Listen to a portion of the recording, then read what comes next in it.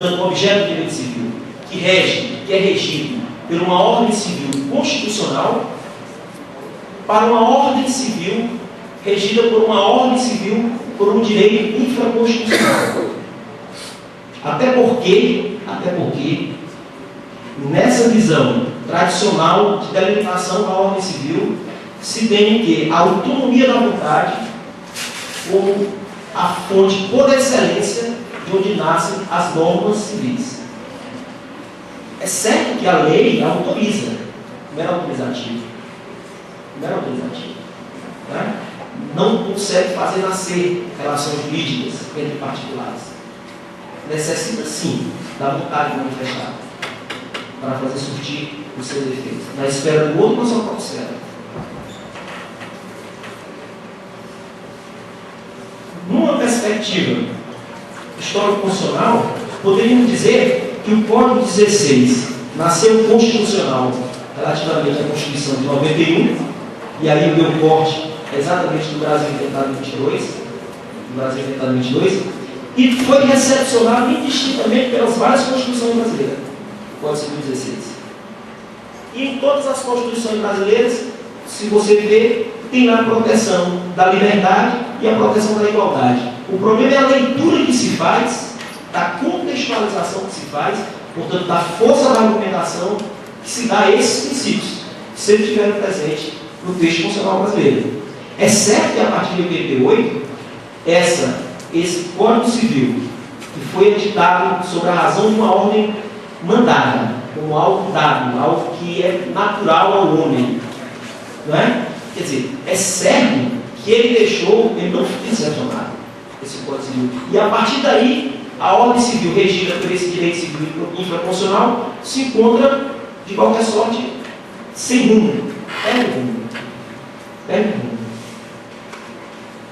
Essa perda de rumo, com 88, ela foi reencontrada com 2002, no Código Civil de 2008? Não. Por quê? Porque o papel do Código Civil 16 é o papel que a Constituição desempenha hoje. Porque a Constituição é que é a fonte normativa e a fonte de valores da sociedade. Então é certo que eu não posso ter um direito civil no qual a ordem civil é regida pelo Código Civil como sendo os seus valores. Certo que eu não posso. Mas eu tenho uma questão, e aí vocês vão me permitir ler para que eu não possa errar. Eu estou aqui com o professor Edilson olhando para mim.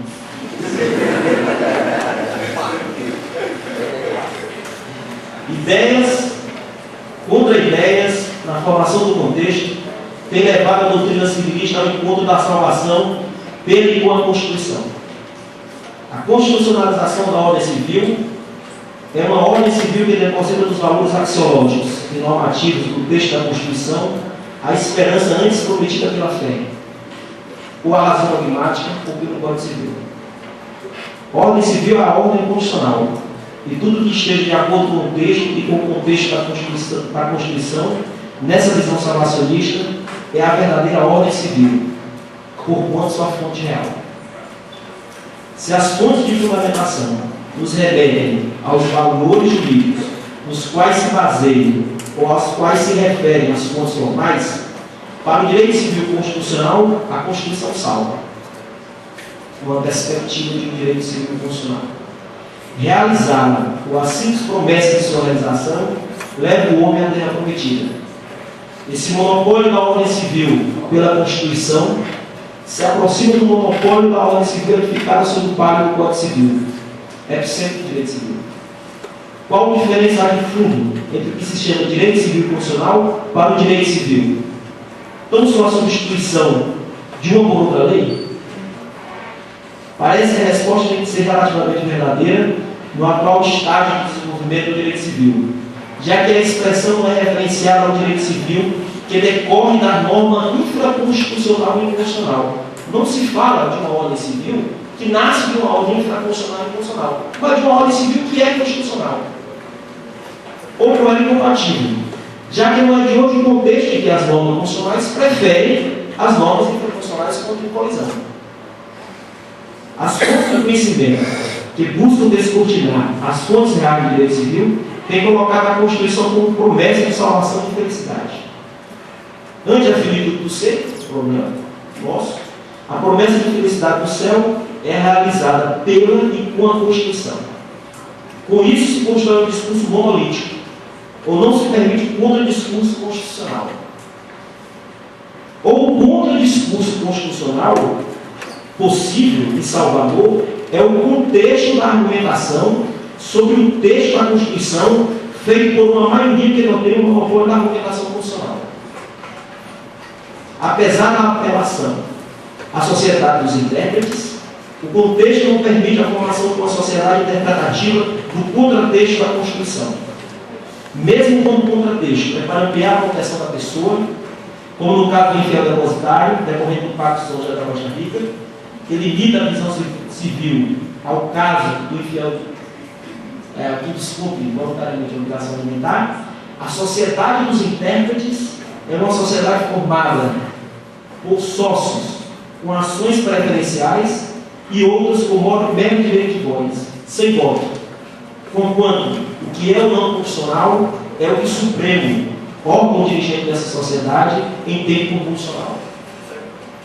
Fora e contra a Constituição não há contexto, não há salvação, não há felicidade. Todo e qualquer discurso incompatível com o contexto axiológico da Constituição não é direito. E aí parece que a questão torna-se mais grave. O contexto, como texto e contratexto consensuados, alarga os direitos morais e psíquicos da pessoa, ao tempo que marginaliza e encurta os seus direitos materiais. Quero dizer que é um contradiscurso construído por setores da sociedade brasileira que tenta reconstruir o conceito de propriedade enquanto barreiras no contexto da argumentação constitucional do direito civil. É direito civil constitucional, todo texto acrescido de argumentação que robustece a separação entre o homo e o heterossexual na definição de família, entre mulher e homem, entre negro e branco, mas é marginal o texto acrescido de interpretação que realiza o direito à moradia ou socializa o direito de propriedade. O sistema jurídico do qual a ordem constitucional é sua membrana e núcleo e da qual a ordem civil navega, não vai encontrar no texto da Constituição os limites ou as reais fontes de produção do ordenamento civil. O centro está do lado de fora, dentro do sistema societário geral, mas conformado pelo sistema econômico e político. Quer dizer que dignidade da pessoa humana e solidarismo constitucional servem e não servem para a nova ordem civil salvacionista. Serve quando o projeto é hedonista e individual. Não serve quando o projeto atinge o próprio núcleo do sistema produtivo do qual o Estado brasileiro tutela, a propriedade privada. E aí eu dei dois exemplos que eu trabalhei com os alunos. Se um particular precisar colocar um estente que o SUS não cobre e um outro particular dizer realmente você tem um direito fundamental à saúde e eu vou colocar um estente. Este estabelecimento hospitalar sofrerá, além de não ressarcir o hospital que colocou o estente, ainda mandará que o Ministério Público denuncie criminalmente o fraude ao sistema único. Portanto, direito à saúde e direito à moradia, os direitos patrimoniais serão sempre ocorridos contra o Estado, num corte que é arbitrário. Não é um corte, não há razão de discriminar entre direitos materiais e direitos existenciais da pessoa. E parece que os constitucionalistas